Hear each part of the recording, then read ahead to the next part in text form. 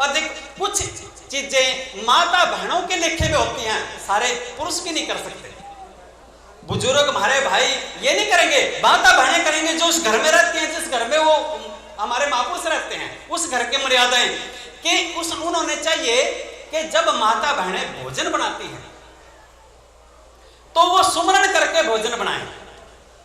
माता बहनें जब भोजन बनाती हैं तो वो सुमरण करके भोजन बनाएं।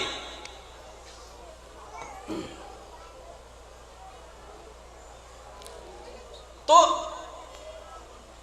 सुमरण करके जब भोजन बनाएंगे, वो भोजन जो घर का मेंबर खाएगा उसका मन बिल्कुल ठीक रहेगा, कुविचार उसके मन में नहीं आएंगे। ये हमारे माता बहनों के हाथ में होती है। जब ऐसा शुद्ध भोजन हम सुमरण करके भोजन बनाएंगे तो कभी भी कुविचार मन में नहीं आएगा।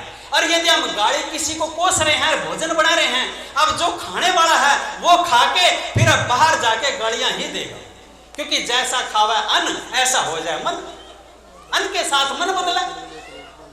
तो इस प्रकार से फिर उजले कपड़े, देखो भाई कपड़ा बेशक फटा हुआ हो, मैं घर की पोजीशन बताता हूं, जो स्वर्ग की जो 4 निशानियां वो बता रहा हूं। पहला, भोजन बिल्कुल शुद्ध होना चाहिए। दूसरा, कपड़े शुद्ध, कैसे, चाहे बेशक फटे हों लेकिन मैले ना हो, धो लो उनको, ठीक है। शुद्ध कपड़े, नाम धन, नाम का जाप उस घर पे होना चाहिए, नहीं तो वो घर मसान बराबर महापुरुषों ने गिना है। जिस घर में परमात्मा की बंदगी नहीं, वो घर जान मसान के बराबर मानना है। और नाम धन और सतवंती नार, सच्चाई बोलने वाली नारी जिस घर में रहेंगे, ये 4 निशानी वो स्वर्ग की निशानी होगी जिस घर में। और नरक किसको कहते हैं? अब देखो, अशुद्ध भोजन, जो किसी को गाली देते हुए भोजन बनाना और फिर परिवार को खिलाना, वो कभी भी आपको ना आपको सुख देगा ना आपके परिवार को सुख देगा। मैले कपड़े के भोजन बना रहे हैं कि कोई आया गया है,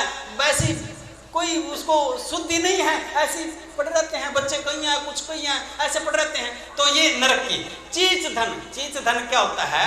इसमें 3 यूनि आते हैं चीच धन के अंदर, मुर्गा, सुअर और बकरी, ये चीच धन माने जाते हैं। जिस घर में तीनों में से कोई भी चीज है, उस घर को कुछ भी गलत करने की जरूरत नहीं, वो ऑटोमेटिक गलत हो जाएगा।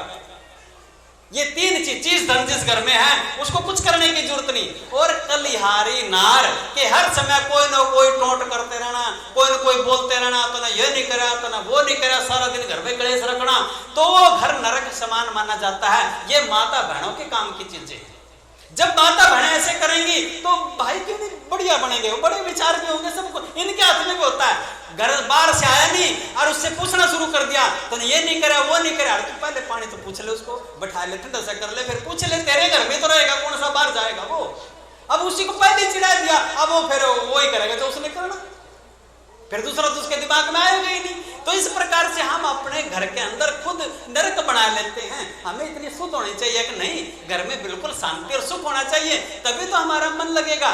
तो यही महाराज जी बताते हैं, मान मुनि अहंकार ईर्षा यही जगत का ढंग, भूले यूं ही मन भ्रम में रहेंगे बिन चिन्ह सत्संग, सत्संग जिनको नहीं मिलता वो भ्रम भूल में रहते हैं। अभी कुछ विचार हमारे हो रहे थे, एक महापुरुष हमारे डॉक्टर साहब आए हैं, उन्होंने विचार किया था, देखो जो हमारे मंदिर हैं, मस्जिद हैं, गुरुद्वारे हैं, इनको हम अपने महापुरुषों के ध्यान के अंदर मान ले तो अच्छा है। भले मूर्ति रखी है कोई बात नहीं, उसको भी स्वरूप को नमस्कार कर ले, महापुरुष तो थे वो, इस मूर्ति में तो बैठे, मूर्ति उनके स्वरूप है, यादगार है और कुछ नहीं है, तो उनको नमस्कार करने में कुछ नहीं जाता, उस भूमि को नमस्कार करने में कुछ नहीं जाता जहां उनकी मूर्ति रखी है, उनकी यादगार है, क्योंकि वहां हर आदमी की आस्था झुक जाती है। किसी ने क्वेश्चन किया, सवाल पूछा कि भाई हम मंदिर के आगे झुकते क्यों हैं, खड़े क्यों नहीं रहते? बड़ा विचित्र सवाल था, मंदिर के आगे झुकते क्यों नहीं, झुकते हैं आगे क्यों, खड़े क्यों नहीं रहते उसमें?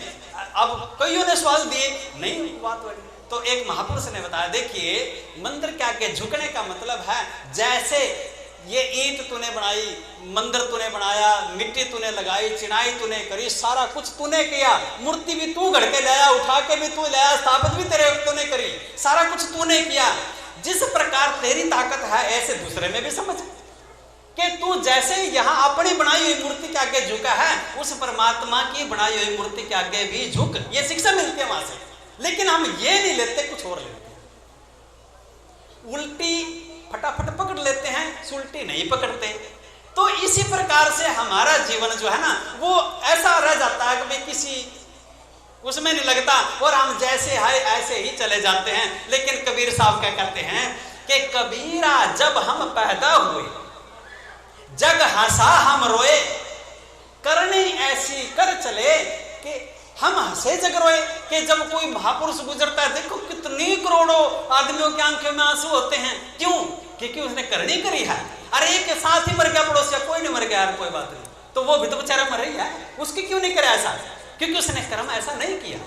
इसलिए हमने कर्म करने हैं और कर्म करके भाई अपने जीवन को सफल बनाना है। यही हमारा मूल संदेश है।